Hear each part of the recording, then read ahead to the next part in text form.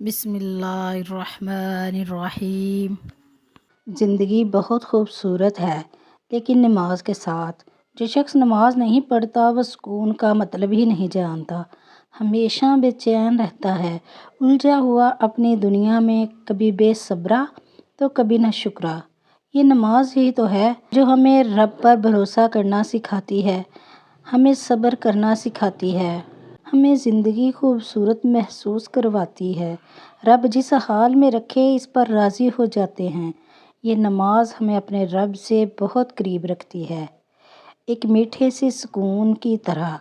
سجدوں میں رب کی قربت کو محسوس کرتے ہیں۔